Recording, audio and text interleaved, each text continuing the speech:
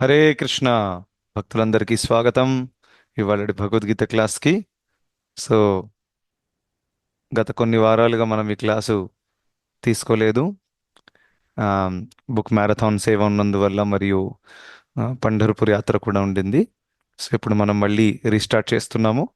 ఇంకా ఇప్పుడు రెగ్యులర్గా మనం కంటిన్యూ చేద్దాం. ఓకే. సో మీరందరూ కూడా బాగానే ఉన్నారని నేను అనుకుంటున్నాను. అండ్ రోజు కూడా హరినామ జపం ద్వారా, భగవద్గీత చదవడం ద్వారా, భాగవతం చదవడం ద్వారా కృష్ణుణ్ణి మీరు మీ జీవితంలో అనుభవించగలుగుతున్నారని కూడా నేను భావిస్తున్నాను. ఎస్. సో అది మన ముఖ్య ధ్యేయం యాక్చువల్గా. కృష్ణుణ్ణి మనం ఫీల్ అవ్వాలి, కృష్ణుడి యొక్క ప్రజెన్స్ మనకి తెలియాలి, ఆ అవగాహన రావాలి. దానికోసం మనం మంచి సాధన చేయాలి. ఉమ్. సో అందుకనే మనం ఈ భగవద్గీత కూడా నేర్చుకుంటున్నాం. దేనికోసం? ఏదో కేవలం జ్ఞాన వృద్ధి చేయడానికి కాదు. జ్ఞానం పెంచుకోవడం okay, that is nice. But ముఖ్యంగా మనకి భగవంతుడి పట్ల శరణాగతి, భగవంతుడి పట్ల ప్రేమ మనకు ఉద్భవించాలి. సో అలా. సో ఎనీవే, సో మనం ఇప్పుడు 10వ అధ్యాయం చర్చిస్తున్నాం, కరెక్టా? సో 10వ అధ్యాయంలో ఆమ్, 10వ అధ్యాయం విభూతి యోగంలో ఐ థింక్ 22వ శ్లోకం వరకు మనం చూసాము. ఎవరైనా కన్ఫర్మ్ చేస్తారా? ఎస్ ప్రభు 22 వరకు అయ్యాయి. ఓకే. సో మీకు అందరికి తెలుసు background. Yes Prabhuji 22. Yes, thank you. 9వ అధ్యాయము పరమ గుహ్య జ్ఞానం ఏదైతే ఉందో అది ఏ విధంగా అంతమైంది? మన్మనాభవ మద్భక్తో మద్యాజీ మాం నమస్కురు, మామే వైశ్యసి సత్యం తే, సారీ, మామే వైశ్యసి యుక్త్వైవం ఆత్మానం మత్పరాయణ అని చెప్పారు. అంటే ఈ మన్మనాభవ మద్భక్తో ఈ శ్లోకం 2 సార్లు ఉందన్నమాట భగవద్గీతలో. రైట్. సో వేరే చోట కూడా ఈ శ్లోకం వస్తుంది. I think that comes in 18th chapter. And అక్కడ ఒకే లాస్ట్ లైన్లలో తేడా ఉందంతే. మామే వైశ్యసి సత్యం తే అని వస్తుంది అక్కడ. ఇక్కడ మామే వైశ్యసి యుక్త్వైవం అని ఉంది. రైట్. సో ఎనీవే, సో ఈ శ్లోకంలో ఏం చెప్పారు కృష్ణుడు? 9వ అధ్యాయం అంతమవుతున్నప్పుడు మన్మనా భవ మద్భక్త, మీ మనసులో ఎప్పుడు నన్ను స్మరించండి. మద్భక్త, భవ మద్భక్త, భవ అంటే అవ్వడం, మద్భక్త నా భక్తులు అవ్వండి. ఆ, మద్యాజీ మాం నమస్కురు, నన్ను ఆరాధించండి, నాకు ప్రణామము చేయండి. ఈ విధంగా గనక చేస్తే ఏమవుతుంది? మామే వైశ్యసి, నా దగ్గరికి మీరు వచ్చేస్తావు. అర్జున, నువ్వు నా దగ్గరికి వచ్చేస్తావు అని చెప్పారు. రైట్. సో ఇందులో మొట్టమొదటిది ఏంటంటే, ఇవన్నిట్లో మీరు చూస్తే ఆ, ఇప్పుడు అనేక విషయాలు చెప్పారు, కరెక్టా? ఫస్ట్ ఏం చెప్పారు? మనసుని పూర్తిగా భగవంతుడి మీద కేంద్రీకరించడం, తర్వాత ఆరాధించడము, ఆ, నమస్కరించడం. ఇవన్నింట్లో అందరికంటే డిఫికల్ట్ ఏంటి? మీకేమనిపిస్తుంది?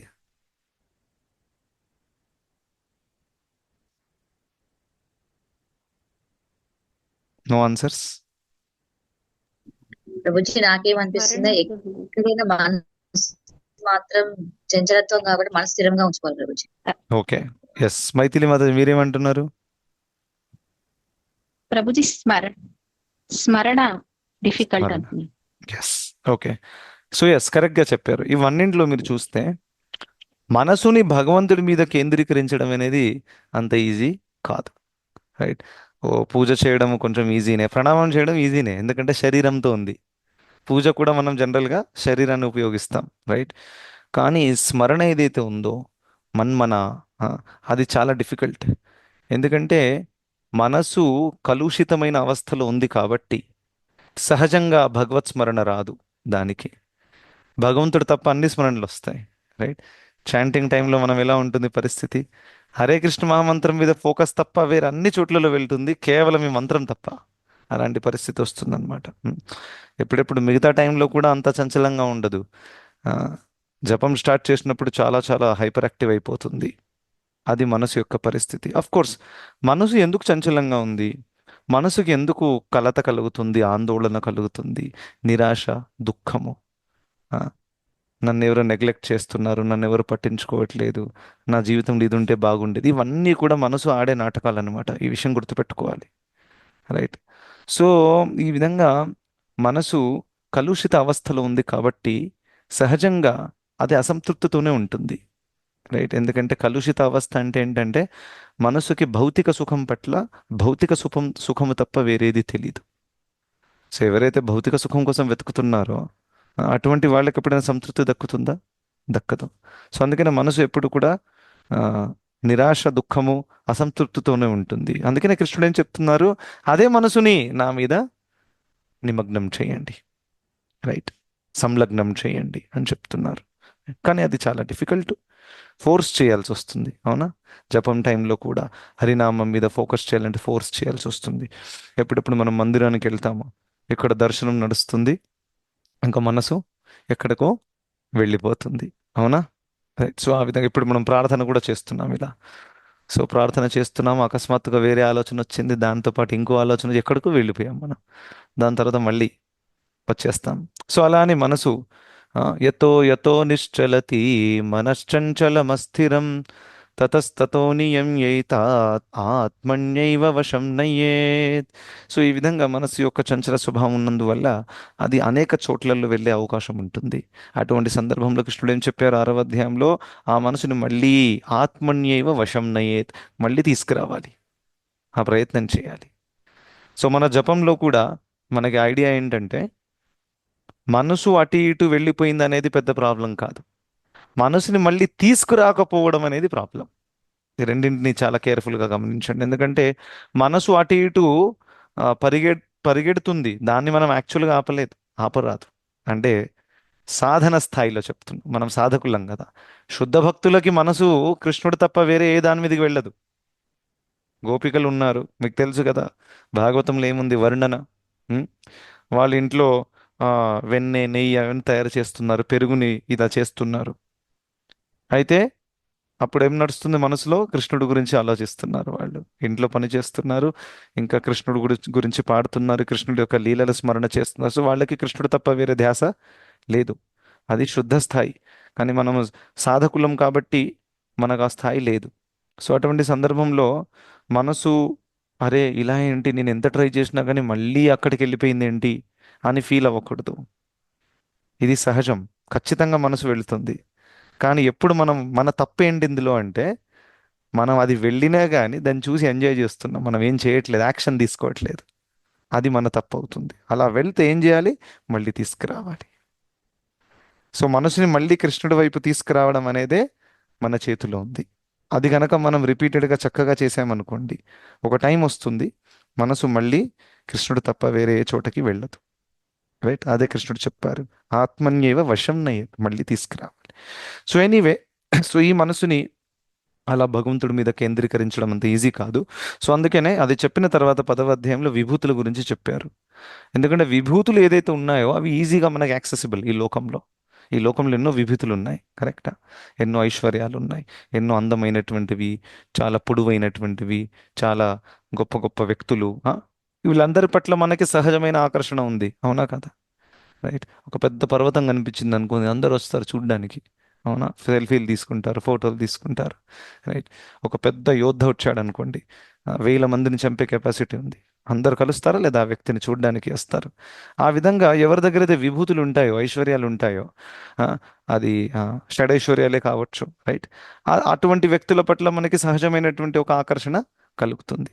అయితే కృష్ణుడు ఏం చెప్తున్నారు? ఆ విభూతులు అన్నీ కూడా నన్నే ప్రతినిధిస్తున్నాయి, ఎందుకంటే నేను సర్వవ్యాప్తమై ఉన్నాను ఈ భౌతిక జగత్తులో. రైట్. అందుకనే ఈ విభూతి యోగం అధ్యాయం చెప్పారు. ఈ విభూతి యోగం అధ్యాయం చదివిన తర్వాత మనం ఈ లోకంలో ఎప్పుడైతే విభూతులను చూస్తామో అప్పుడు ఏం గుర్తుకు రావాలి? కృష్ణుడు గుర్తుకు రావాలి. అది ఉద్దేశం. రైట్. విభూతులు చూడడానికి పెద్దగా ఆధ్యాత్మిక స్థాయి అక్కర్లేదు.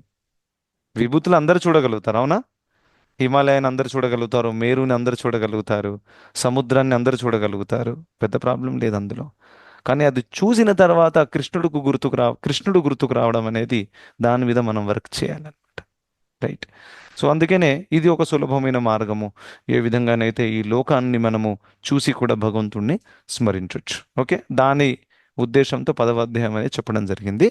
సో అనేక విభూతుల గురించి ఆల్రెడీ భగవంతుడు స్టార్ట్ చేశారు, మీకు గుర్తుంటుంది.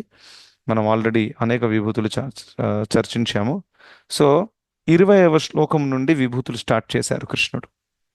ఈ విభూతులు almost end of the chapter వరకు, ఆల్మోస్ట్ 39th శ్లోకం వరకు పోతాయి. ఓకే, విభూతులు, రైట్.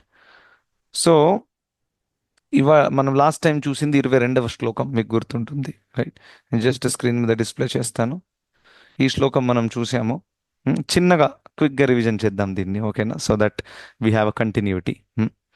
వేదానాం సామవేదోస్మి దేవానామస్మి వాసవః ఇంద్రియాణం మనశ్చాస్మి భూతానామస్మి చేతన. అయితే కృష్ణుడు ఇక్కడ ఏం చెప్తున్నారు? వేదాలలో నేను సామవేదము. ఆ?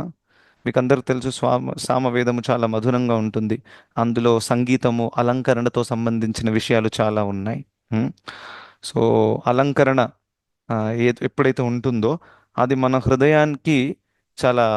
హృదయాన్ని దోచేసుకుంటుంది. అవునా? రైట్. ఒక వ్యక్తి కూడా చాలా అలంకరణ చేయగానే వెంటనే ఇలా చూస్తారు ఆ వ్యక్తిని. ఓహో, చాలా బాగుంది, చీర బంగారము, వా. ఒక పురుషుడు కూడా సూటు బూటు వేసుకొని అలంకరించాడు అనుకోండి, అరే ఎక్కడి నుంచి కొనుక్కున్నావు? అదే నార్మల్ బట్టలు వేసుకున్న వాళ్ళని అంత చూడరు ఎవరు, రైట్. అలంకరణ చేయగానే అందరు చూస్తారు.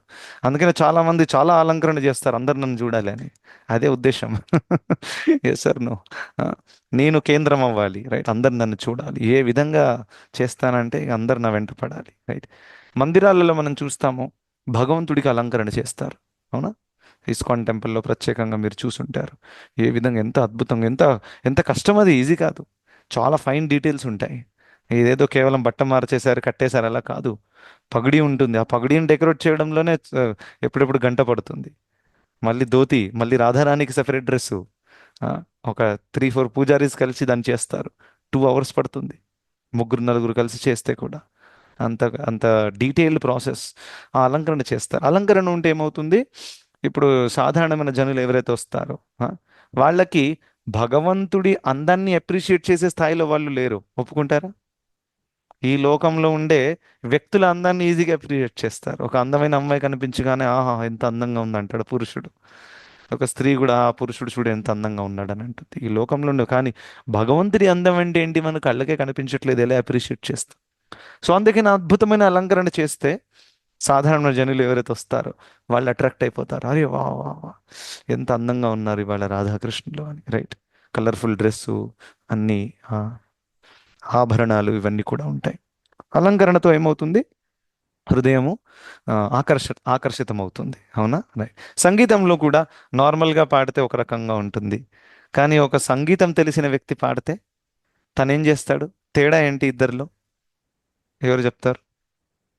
సంగీతం తెలిసిన వ్యక్తి పాడితే కొంచెం హాయిగా ఉంటుంది. ఎందుకలా? తెలియని వాళ్ళు వాడుతున్న అర్థమైపోతుంది కదా ప్రభుజీ. ఓకే, ఇంకా yes Sumana, Varshita, you can tell. Prabhuji practice చేస్తారు ప్రభుజీ. ప్రాక్టీస్ చేశాడు, ఓకే. కానీ సంగీతం తెలిసిన వ్యక్తి తను ఏం ఎక్స్ట్రా చేస్తాడు పాడడంలో? దేని ద్వారానైతే విన్న వాళ్ళ హృదయం ఆకర్షితం అవుతుంది? రాగం పెడతాడు ప్రభుజీ. రాగం పెడతాడు.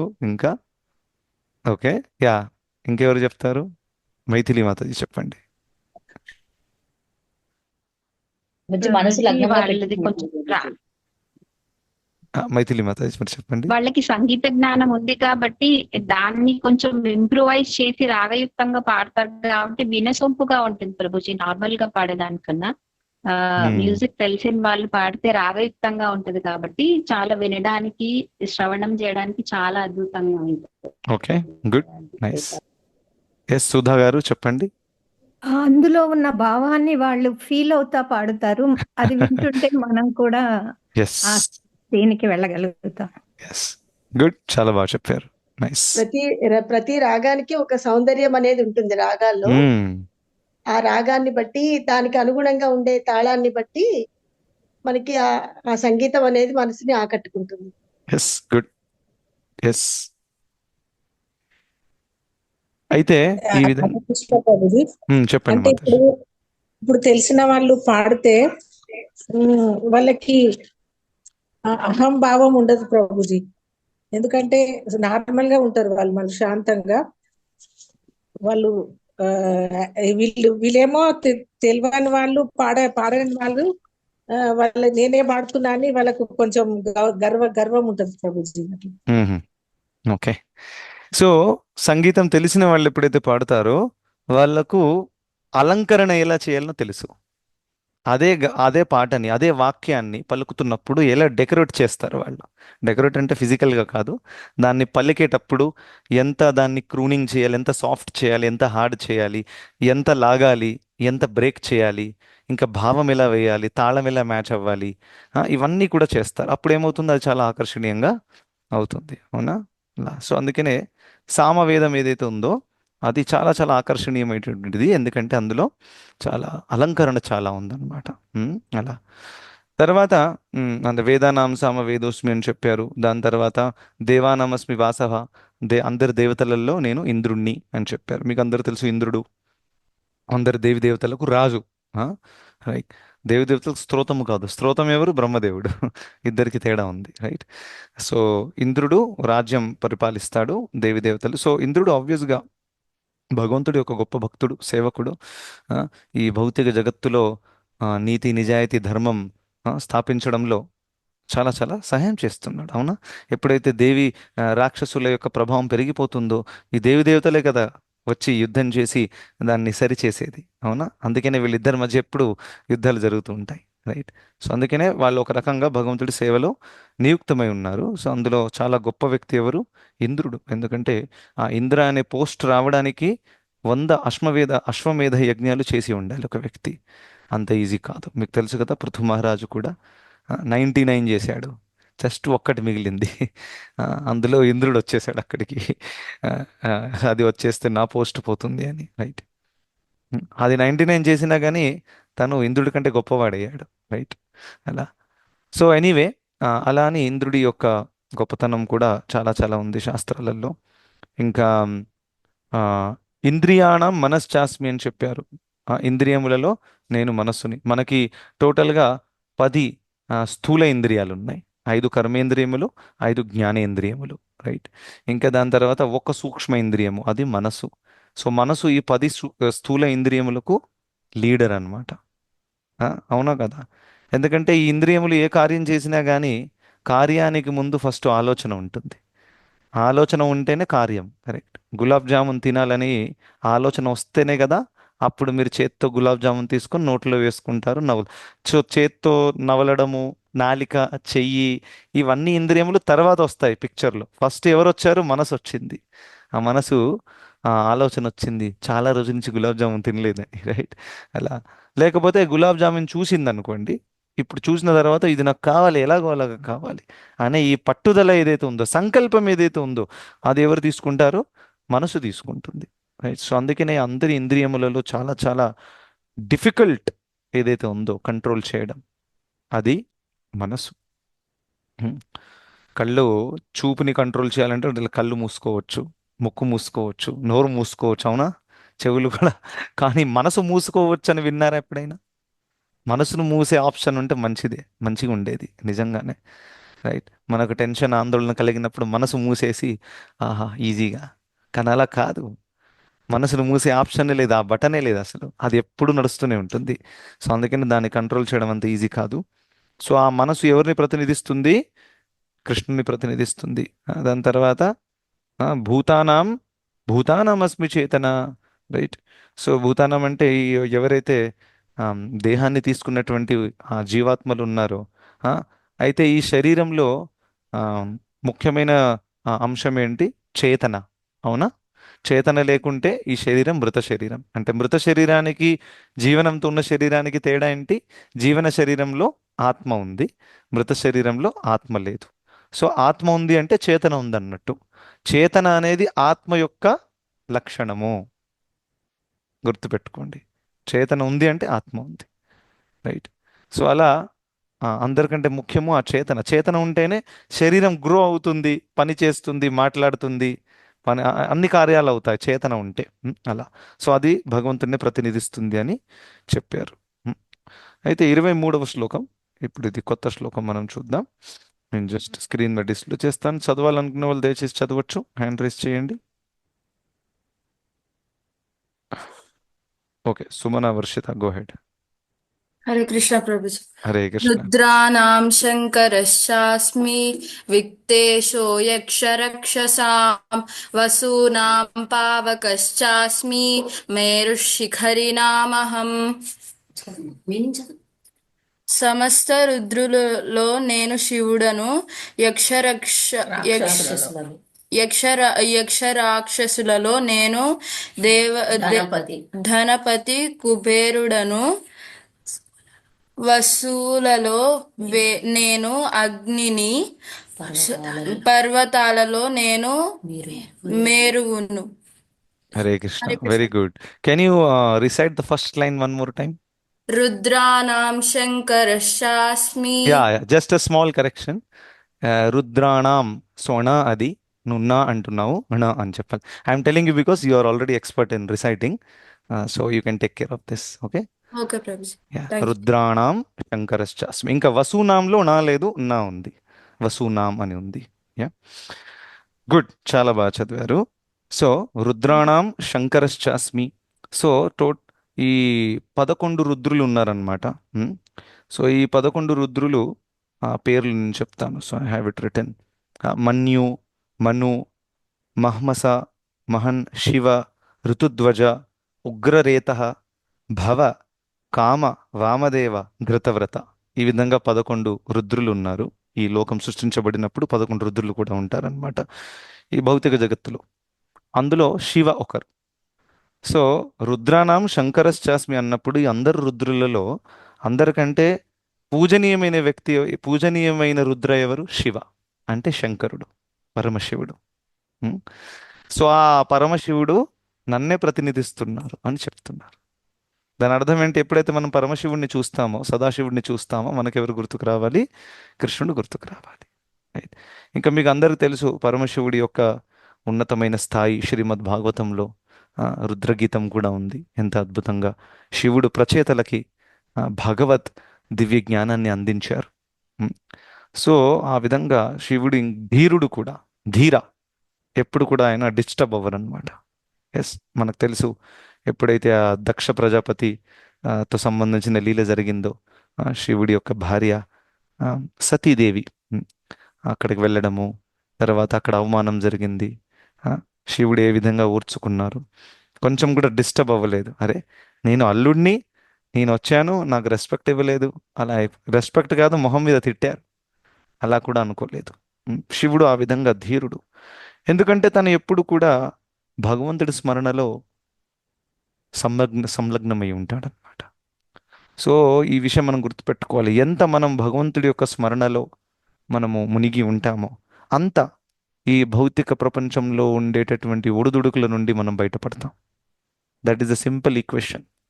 సో అందుకనే ఎప్పుడు భగవత్ స్మరణ, మనకి శాస్త్రాల స్మరణ కూడా ఉండాలి. ఎస్, కృష్ణుడు ఎక్కడెక్కడ ఏమేమి చెప్పారు, మనకు కొన్ని విషయాలు శ్లోకాలు రాకపోయినా పాయింట్ గుర్తుండాలి. అవునా? సో ఆ విధంగా గొప్ప భక్తులు అందుకని ఇవన్నీ కూడా ఈజీగా మేనేజ్ చేస్తారు. సాధన స్థాయిలో ఏంటంటే మనం కొంచెం ఎదిగిన తర్వాత ఒక స్థాయికి వస్తాం. ఆ స్థాయి ఎలా ఉంటుందంటే, సరే అవమానింపబడ్డాము, బాధ వేస్తుంది, కానీ కంట్రోల్ చేస్తున్నాం, బయట వ్యక్తం చేయట్లేదు. మంచిదే ఇది ఖచ్చితంగా. కానీ శుద్ధ భక్తులు ఎవరైతే ఉన్నారో వాళ్ళు అంటారా, మీరు ఏమన్నా అవమానించారా నన్ను బై ఛాన్స్? నాకైతే అనిపించలేదు. అలా ఉంటారు వాళ్ళు, వాళ్ళకి ఫీలే అవ్వలేదు అసలు. సో ఆ విధంగా అనమాట. ఎలాగైతే ఇది భృగుముని ఎవరైతే ఉన్నారో, రైట్, సో తను ఎప్పుడు శ్రీ మహావిష్ణు యొక్క గుండెల మీద తన్నుతారు. అవునా? టెస్ట్ చేయడానికి వెళ్తారు కదా, త్రిమూర్తులలో గొప్ప ఎవరనేది. సో ఆయన కళ్ళు తెరిచారే, మీ కాళ్ళకి ఏమైనా నొప్పి అవుతుందా? అయ్యయ్యో, నా హృదయం చాలా రాయిలాగా కఠినంగా ఉంది, ఇంకా మీ కాలేమో చాలా మృదువుగా ఉంది, మీకేమైనా నొప్పి పెడుతుందేమో అని అలా అంటున్నారు. చూడండి ఒక్కసారి. మనల్ని ఎవరైనా తన్నారనుకోండి, అలా మాట్లాడతామా మనం? రివర్స్ తంతాం మనం. అవునా? సో అలా ఉన్నత స్థాయిలో ఉన్న భక్తులు ఎవరైతే ఉన్నారో అదే విధంగా ఉంటారనమాట. సో శివుడు అనేక అద్భుతమైనటువంటి ఉద్దేశము ప్రచేతలకు ఇచ్చారు. అది ఖచ్చితంగా మనం చదవాలి ఒకసారి. భాగవతం ఉన్నవాళ్ళు ప్రచేతలకి చెప్పినటువంటి రుద్రగీతం ఏదైతే ఉందో అది మీరు దయచేసి ఒక్కసారి చూడండి, చాలా బాగుంటుంది. సో ఆ శివుడిని అంటే ఆ శివుడు భగవంతుణ్ణి, కృష్ణుణ్ణే ప్రతినిధిస్తున్నారు అని చెప్తున్నాడు, కృష్ణుడు స్వయంగా చెప్తున్నారు. ఓకే, దాని తర్వాత ఇక్కడ ఇంకో విషయం ఏం చెప్పారు సెకండ్ లైన్, విత్తేషో యక్ష రక్షసాం అని చెప్పారు. విత్తేష అంటే, విత్త అంటే ఏంటి?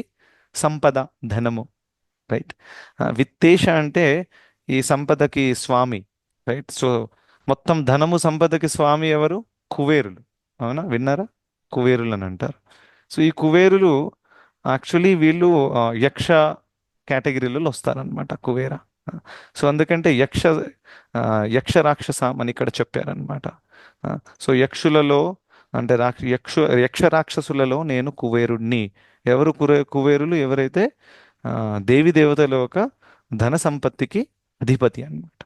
ఈ కుబేరు గురించి మీకు తెలుసు, ఆయనకి ఆ, ఆ, అనేక పిల్లలలో ఇద్దరు పుత్రులు చాలా ఫేమస్. ఎవరు పేరు చెప్తారా? కుబేరు ఇద్దరు పుత్రుల పేర్లు. నలకూవర్లు. నల కుబేర ఇంకా ఉగ్రీవ నల కుబేర ఇంకా మణిగ్రీవ మణిగ్రీవ. ఎస్. సో నల కుబేర మణిగ్రీవ ఇద్దరు పుత్రులు ఉన్నారు. మీకు తెలుసు కదా, ఏ విధంగా దామోదర లీలలో మనం చూసుంటాము. వాళ్ళు ఆ, మందాకిని గంగలో స్నానం చేస్తున్నారు. ఆ, ఇతర మహిళలతో ఇది జలక్రీడ చేస్తున్నప్పుడు నారదముని అక్కడ వస్తారు, రైట్. సో ఆ లీల మీకు తెలుసు. సో వాళ్ళే అన్నమాట ఈయన పుత్రులు. సో యక్షలలో కుబేరుడు చాలా ఉన్నతమైన వాడు, మొత్తం ధనానికి అధిపతి, అలా చెప్పారు. దాని తర్వాత వసూనాం పావకశ్చాస్మి. ఆ, సో వసువులు కూడా 8 వసువులు ఉన్నారు. అందులో నేను పావక అంటే అగ్ని, ఇది గుర్తుపెట్టుకోండి. సో 8 వసువుల పేర్లేంటి? అప, ధ్రువ, సోమ, ధర్మ, అనిల, పావక, ప్రత్యూష, ప్రభాస. ఇవి 8 వసువులు. అందులో పావక అంటే అగ్ని, అది నన్ను ప్రతినిధిస్తుంది అని చెప్పారు. మనకు తెలుసు అగ్ని ఎంత ఎంత పవర్ఫుల్ వేసర్నో. అగ్నిని ఆపే శక్తి అంత ఈజీగా లేదు. సో అలా. ఇంకా లాస్ట్ ఏముంది ఇందులో? మేరు శిఖరిణామహం. సో మీకు తెలుసు అనేక పర్వతాలలో అందరికంటే చాలా ఎత్తుగా పొడవుగా ఉండేటటువంటి పర్వతము మేరు పర్వతం, రైట్. సో ఆ మేరు పర్వతము నన్ను ప్రతినిధిస్తుంది అని కృష్ణుడు ఈ 23వ శ్లోకంలో చెప్పారనమాట. సో ఈ విధంగా ఇవన్నీ మనము గుర్తుపెట్టుకొని ఆ, ఆ, సరైన సందర్భం వచ్చినప్పుడు మనము ఇక్కడ ఉండే విభూతులను చూస్తే మనకేం గుర్తుకు రావాలి? భగవంతుడు గుర్తుకు రావాలి, రైట్. సో ఇంకా అనేక శ్లోకాలు ఉన్నాయి, అది మనం పై వచ్చే క్లాసులలో చూద్దాం. ఇప్పుడు మనం విరామం తీసుకుందాం. Okay, thank you so much. Hare Krishna. Yes, ఎవరికి ఏమైనా ప్రశ్నలు ఉన్నాయండి? హరే కృష్ణ గురుగారు. హరే కృష్ణ, చెప్పండి మాతాజీ. నాకు ఒక డౌట్ ఉంది. హ్మ్. అంటే ఇవాల్టి క్లాసిక్ కాదు, మామూలుగా చెప్పండి. ఎగ్జామ్ కోసం చదువుతున్నాము, దానికి సంబంధించి డౌట్ నాకు. ఓకే. అదే మనం సంచిత ఆగామి కర్మలు ఉన్నాయి కదండి, ఎస్. వాటి లోపల భవిష్యత్తులో మనం అనుభవించే దాన్ని ఏమంటారు అనేది సో మన సంచిత కర్మలో మనం భవిష్యత్తులో ఏదైతే అనుభవించబోతున్నామో దాన్ని ఏమంటారు? దాన్ని అప్రారబ్ధ కర్మ అంటారు. ఓకే మాతాజీ, ఇజ్ ఇట్ క్లియర్? సో సంచితంలో ఉండేది అప్రారబ్ధ. ఇంకా ఎప్పుడైతే ఒక జీవాత్మకి జన్మ దక్కుతుందో ఆ పుట్టుక సమయంలోనే ఒక సంచిత కర్మ అనే ఒక పెద్ద సంచి ఉందనుకోండి, అందులో ఎన్నో కిలోల కర్మ ఉంది. అందులో నుంచి కొంచెం కర్మ తీసి దాన్ని ప్రారబ్ధ అంటారు. దాన్ని వేసి ఒక వ్యక్తికి జన్మ దక్కుతుంది. సో ఆ జన్మలో ఏమేం సుఖదుఖాలు రాబోతున్నాయో అంటే పుణ్యకర్మ ఫలితాలు, పాపకర్మ ఫలితాలు, అవి తీసుకొని పెట్టి జన్మము.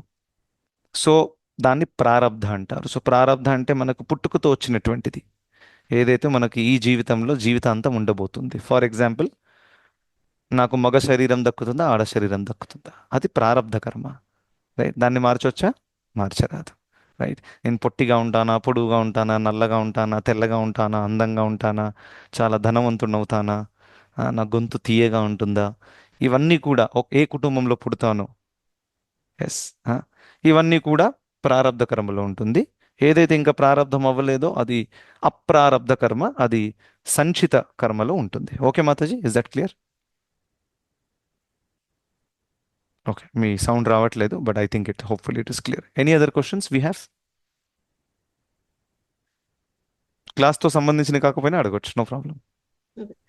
తర్వాత ఇంకొకటి గురువు గారు, ఆత్మ ఆత్మ అన్నప్పుడు పంచభూతాల కలయికతో ఏర్పడే జీవాత్మ అని కూడా చెప్పొచ్చా?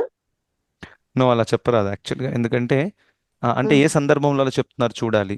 జీవాత్మ భూతాల కలయికతో తయారవ్వలేదు. జీవాత్మ అవ్వలేదు. దేహము. ఆధ్యాత్మికమైనటువంటి దేహము పంచభూతాల యొక్క కలయిక, అలా చెప్పొచ్చు. అవును, అవును. ఆత్మ కాదు. ఇప్పుడు ఆత్మ అనగా ఒకవేళ ఆ క్వశ్చన్ కి ఇప్పుడు ఆత్మ మీరు అనగా మీ టెస్ట్ పేపర్ నాకు పంపండి, నేనే సాల్వ్ చేసి ఇస్తాను మీకు. అయ్యో. మీరు అన్ని ప్రశ్నలు అడిగేస్తున్నారు. No, మీరు నాకు వాట్సాప్లో పెట్టండి, I can help you out. ఓకేనా? Okay, okay. కానీ మీకు హోంవర్క్ ఏంటంటే ఆ ఆ, టెస్ట్లో ఒక్కొక్క ప్రశ్నకి జవాబు మీరు ఫస్ట్ రాసి నాకు పంపాలి.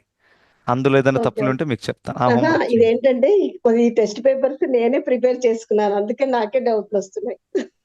Okay, fine. అది ఇంకేమైనా ఇప్పుడు ప్రశ్నలు ఆత్మ ఉన్నాయా? అనగా అంటే నేను అనే భావన చెప్పాలండి. ఆత్మ అంటే అనేక అర్థాలు ఉన్నాయి, ఆప్షన్స్ బట్టి. పరమాత్మ ఉంది, నేను అనేది ఉంది, మ్హూ.